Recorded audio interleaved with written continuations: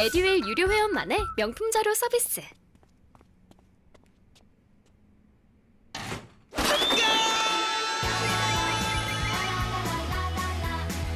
고퀄리티 명품 자료의 혜택.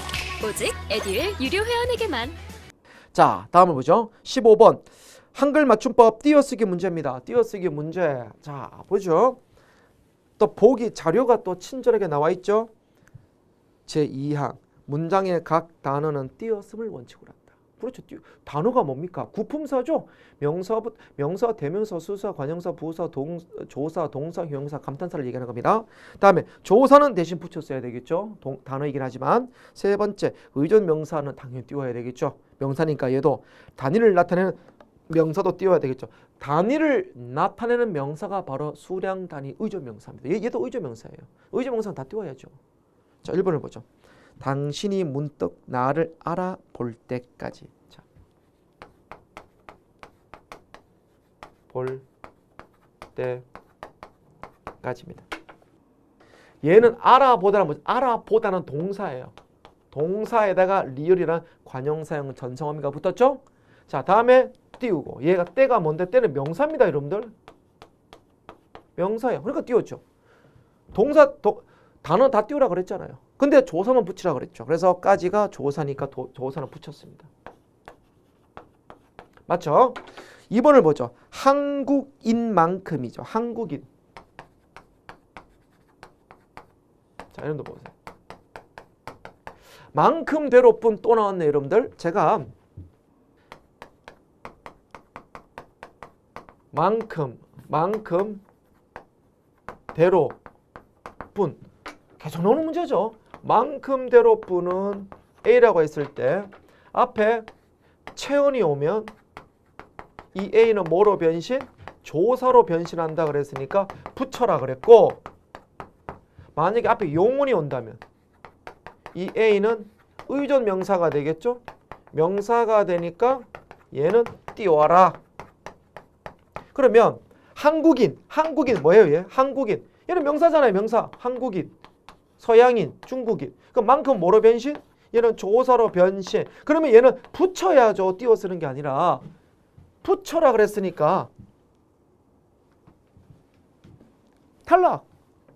다음에 디귿. 돈이 많이 모여서 멋진 집 한 채를 샀다. 자, 집 한 채를 봅시다. 집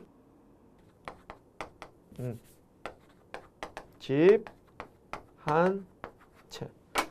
자, 집은 뭐죠? 명사죠. 한이 뭐죠? 수관형사죠. 채는 뭐죠? 한 채, 두 채, 세 채. 한 마리, 두 마리, 세 마리. 한 개, 두 개, 세 개. 수량 단위 의존 명사잖아요. 그래서 단위를 드러내잖아요. 그러니까 이거 다 띄워야지. 조사 아니면 다 띄우라 그랬으니까. 그러면 맞죠? 리얼을 보겠습니다. 무궁화는 자랑스럽고 아름다운 꽃입니다. 여러분들 입니다의 정체가 뭡니까? 자, 보세요.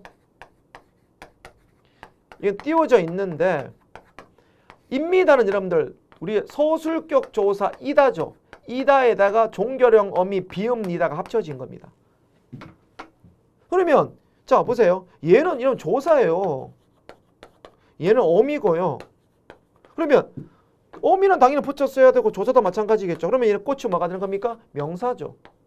그래서 이 이다는 이렇게 꽃이다라고 서술을 만들어주죠. 그럼 얘는 붙여야죠. 조사니까 붙여야죠. 왜 띄웁니까? 당연한 얘기죠. 이다가 조사인데. 서술격 조사죠. 그 정답은 2번이다. 라고 보시면 되겠죠. 자, 그 다음에 어이구 엄청 길어요. 비문학. 엄청 길어요. 엄청 긴 지문입니다. 총 몇 개의 문단입니까? 10개의 문단입니다. 하지만은 내용 자체가 그렇게 어렵지 않았죠. 어렵지 않았습니다. 특히 제가 비문학 글을 읽을 때는 좀 부정어를 좀 많이 봐달라 그래서 부정어 아니다, 없다, 임에도 불구하고 그러나 하지만, 물론 그러나 하지만이 부정어라는 얘기는 아니지만 부정스러운 어휘, 물론 제가 그냥 정의 내린 개념이에요. 어디 있는 내용은 아니고요. 부정스러운 어휘, 이런 쎄한 느낌이 드는 어휘들, 이런 것들은 반드시 문제 나온다고 그랬어요. 자, 글 보면서 하고. 자, 그냥 바로 이런 지문이 워낙 길고 내용이 그렇게 어렵지 않는 거니까 문제를 풀면서 설명하도록 하겠습니다. 16번입니다. 윗글을 어떤 질문에 대한 답변을 할 때 그 질문으로 가장 적절한 것은? 자, 공정무역의 뜻은 이 글에 없어요. 없습니다. 2번, 공정무역의 문제 없습니다. 한 개도 없고요. 3번, 공정무역을 하면 우리에게 무엇이 좋을까? 무엇이 좋을까는 알고 있어요. 무엇이 좋을까는 우리가 뭐 알 수 있는데, 근데 우리에게 무엇이 좋을까? 우리에게는 그런 얘기 없어요. 그리고 4번, 공정무역은 언제 시작했는지는 언제 나옵니까? 5번째 문단이 나옵니다. 읽어보죠. 5번째 문단 첫째 줄. 공정무역은 1950년대 말 영국의 국제구호단체 옥스팜에서 중국 난민들이 만든 수공예품을 판매하면서 시작되었고. 나오죠?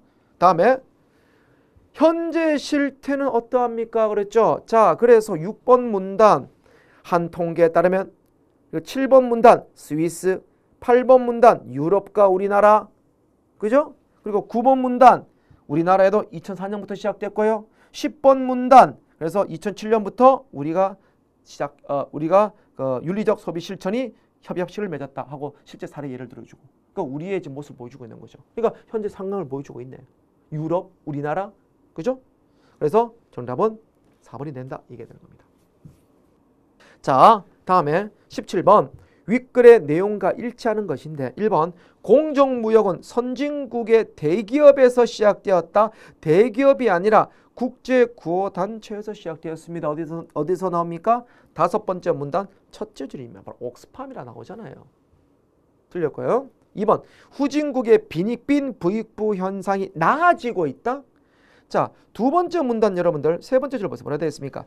그런데도 해가 갈수록 나아가기는커녕 빈익빈 부익부 현상이 깊어진다. 왜 그럴까 하고 문제를 제기했잖아요.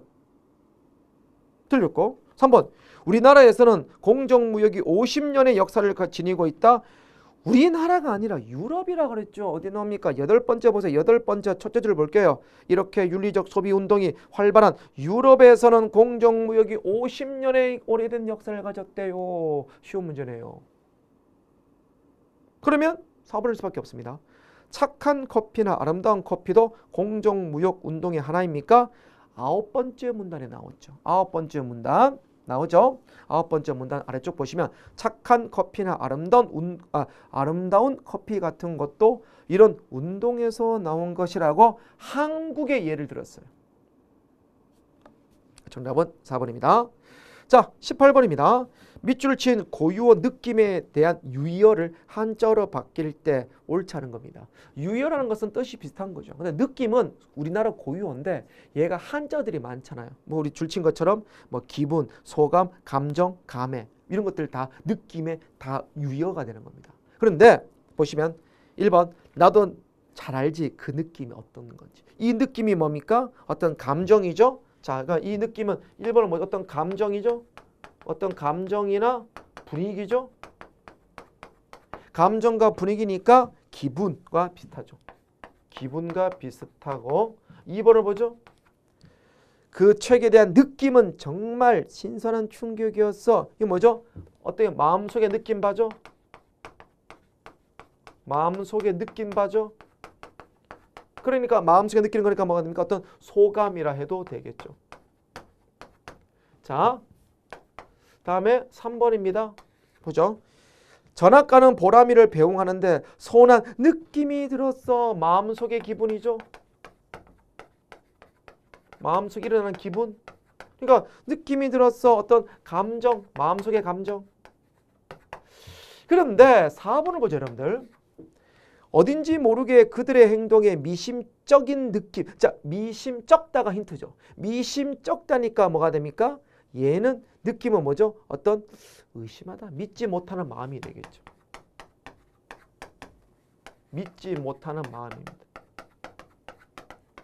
그럼 얘는 감회가 아니고 뭐죠? 의심이죠. 의심이라고 해야 되겠죠. 의심. 근데 왜 감회가 나오면? 감회는 뭐죠? 감회는 참고로 감회라는 건 CF 지난날의 느낌이에요. 지난날의 느낌. 감회가 새롭다 이런 거. 그래서 미심쩍다는 말이 나왔기 때문에 의심이 맞는 거죠. 정답은 4번입니다. 자, 이렇게 막 그렇게 어려운 문제는 아니었습니다. 문제는요. 자, 19번 김영랑의 5월이라는 현대시인데요. 한번 읽어보도록 하겠습니다. 들길은 마을에 들자 붉어지고. 들길이 붉어진다는 건 붉은 황토끼를 얘기하는 겁니다. 자, 들길이 붉은 황토끼입니다. 자, 마을 골목은 들로 내려서자 푸르러진다. 이건 푸른 벌판을 얘기하는 거예요. 그러니까 자, 붉다, 푸르다. 색채 대비가 있죠. 색채 대비. 다음에 바람은 넘실 천이랑 만이랑. 이랑은 이 논밭에 조그마한 언덕을 얘기하는 거죠. 자, 논밭에 볼록 튀어나온 부분이죠. 그래서 바람이 넘실 천이랑 만이랑. 그죠? 이랑이랑 햇볕이 갈라지고. 자, 그리고 보리도 허리통이 부끄럽게 드러난다. 그러니까 보리 허리통이 부끄럽게 드러난다는 것은 보리가 쭉쭉 자랐다. 허리가 길게 자랐다 이 말이죠. 의인법이죠. 꾀꼬리는 여태 혼자 날아 볼 줄 모르나니. 이거 뭐야? 그럼 그 말은 무슨 말입니까? 항상 꾀꼬리는 짝을 지어 날아다닌다 이 얘기가 되는 거죠. 다음에 암컷이라 쫓길 뿐 순놈이라 쫓을 뿐. 그러니까 아주 봄날에 암수 정다운 서로 나 잡아봐라 지금 이런 광경이죠. 그죠? 나 잡아봐라 해서 바로 먼저 암수 정다운 꾀꼬리입니다. 그 이거는 뭡니까? 어떤 봄날의 생명력을 묘사하고 있는 거잖아요. 아주 푸르름 생명력. 황금 빛난 길이 어지러울 뿐 얇은 단장하고 아양 가득 차있는 산봉우리야. 산봉우리야 부르죠. 의인법이죠. 오늘 밤 너 어디로 가버리련? 그죠? 자, 산봉우리야 오늘 밤 너 어디로 가버리면 이 말은 뭐냐면 지금 자 제목이 5월 오는 5월입니다. 5월 봄날이죠. 봄날에 낮에 보세요. 황토끼리 쫙 뻗어 있죠. 푸른 들판이 있죠. 그러니까 꾀꼬리 서로 암수 정답게 놀고 있죠. 그죠? 보리밭이 쑥쑥 자라고 있죠. 너무 이쁜 광경이야. 그런데 날이 어두워지면 뭐죠? 날이 어두워지면 밤이 되면 뭐가 됩니까? 이 산봉우리가 사라져 버리잖아요. 우리 눈에 시각적으로. 그러니까 산봉우리야 너 어디로 가려? 라고 말한 것은 아쉬움입니다. 그러니까 왜 밤이 되어서 이 밤이 되었기 때문에 이 아름다운 모습을 못 보는 것에 대한 아쉬움. 즉 그 아름다운 봄날의 경치를 못 본 것에 대한 아쉬움을 지금 산봉우리한테 산봉우리야 너 어두워 잠기지 마 이렇게 얘기하고 있는 거죠. 자, 그래서 얘는 이 시의 주제는 바로 봄 5월 달에 느끼는 봄의 생동감, 생명력. 자, 이게 이 시의 주제가 아닐까 생각이 듭니다. 자, 1번 보죠. 반복을 통해 운율을 형성하고 있습니까? 이랑 뭐뿐 단어가 반복되고 있잖아요. 그죠? 2번. 자, 보세요. 이 김영랑 5월의 시에서 우리 조심해야 되겠다 한 가지가 있는데 제 시상 전개 방식이 공간의 이동입니까? 시선의 이동입니까? 이거 제가 많이 강조했던 내용인데요. 자, 보세요. 다시 봅시다. 들길 나오죠. 마을 골목 나오죠. 다음에 이랑 밭논 나오죠. 다음에 꾀꼬리 나오죠. 다음에 산봉우리 나오죠. 이거 공간 이동 아닙니까? 이러면 큰일 나요. 화자는 움직인 게 아니라 지금 딱 서 있는 겁니다. 서 있고 와우 붉은 황토끼를 봐. 푸른 들판이 있네. 어이구 꾀꼬리 이쁘게 서로 나 잡아봐라 그러고 있네. 어이구 저게 지금 저 뭡니까 보리가 잘 자라고 있구나. 어이 산봉우리야 너 어둠에 잠기지 마 아쉬워. 이 내용이에요. 그러면 내 몸은 가만히 있고 눈만 왔다 갔다 하고 있는 겁니다. 움직이는 게 없잖아요. 동사들. 움직이는 동사들이 하나도 없잖아요. 그럼 얘는 시선의 이동인 거지 공간의 이동은 절대 아닙니다. 그래서 제가 김영랑의 5월이라는 시가 출제가 된다면 분명히 시선의 이동을 물어보게 될 것이다 라고 했는데 물론 19번은 그걸 묻진 않았지만 선진에 나왔죠. 그래서 시선의 이동이 맞고 3번 색채 대비가 있습니까? 있죠. 아까 붉어지고 푸르러졌다. 색채 대비 있네요. 4번 직유법이 아니라 의인법을 통해서 산봉우리를 친근감 있게 부르죠. 보세요. 산봉우리야 너 어디로 가니? 하고 말을 걸었잖아요. 이게 의인법이죠. 직유법은 뭐뭐처럼 같이 드시러 사용된 건데. 정답은 4번입니다. 자, 20번. 이거 우리 풀어본 문제 아닙니까? 언제 풀어봤죠, 여러분들? 2020년 마지막 문제가 바로 264 절정의 역설법 찾는 문제잖아요. 또 나왔어요, 여러분들. 이번에는 더 쉽게 나왔어요. 아예 역설법을 찾아라 이 말입니다. 그때는 우리가 2020년 문제에는 어떤 문제였나요? 역설법이 예문을 찾는 거였죠. 얘는 그냥 역설법을 찾는 거네요. 자, 보시면은 겨울은 강철로 된 무지개인가 보다. 겨울은 뭡니까? 일제강점기. 강철은 뭡니까? 시련 고난. 무지개는 뭐죠? 희망. 역설법은 뭐죠? 한 문장 안에 서로 어울릴 수 없는 단어가 동시에 들어가면 역설법이라고 그랬죠. 그래서 찬란한 슬픔의 봄. 찬란한데 왜 슬퍼? 또는 소리 없는 아우성. 소리 없다면 무슨 아우성이 어디 있어? 역설이잖아요. 그죠? 자, 그래서 정답은 4번. 역설법은 4번입니다. 출제가 자주 되었던 문제네요. 이거는 제가 앞에 설명했기 때문에 가볍게 한번 설명했습니다. 자, 2018년 하반기 문제는 좀 2020년 문제처럼 조금 난도가 좀 낮았다고 볼 수 있겠죠. 근데 그와 상대적으로 2019년은 좀 어려웠습니다. 그러니까 2017년도 어려웠고요. 2018년은 조금 쉬웠고 2019년은 또 어려웠고 2020년은 좀 어려웠습니다. 그러면 내년에 보는 2021년은 어렵겠네요. 그건 모르는 일이겠죠. 그러나 요즘 추세가 2021년부터 서방시에 많이 변화가 있죠. 수업도 많이 변화가 있고 그래서 아무래도 국어의 마지막 년이다 보니까 아마 이렇게 어렵게 내지는 않을 것 같은 느낌이 듭니다. 아마 2020년 정도에서 수준에서 수업이 내지 않을까 생각이 듭니다. 자, 우리 이렇게 해서 우리가 2018년 시험 문제까지 한번 풀어봤습니다. 자, 어떤 학생들 어렵게 느껴질 때가 있고 어떤 학생은 쉽게 느껴질 수가 있습니다만은 제가 분명히 말씀드렸죠. 1년 동안 착실히 공부한 학생의 기준입니다. 공부를 하지 않으면 다 어려워요, 여러분들. 어렵습니다. 고전문학 다 어렵죠. 현대시 어렵습니다. 그런데 1년 동안 공부를 착실히 해왔다면 충분히 접근할 수 있는 문제입니다. 자, 공부 열심히 하시고요. 오늘도 여기까지 수업하도록 하겠습니다. 여러분들 수고 많으셨습니다.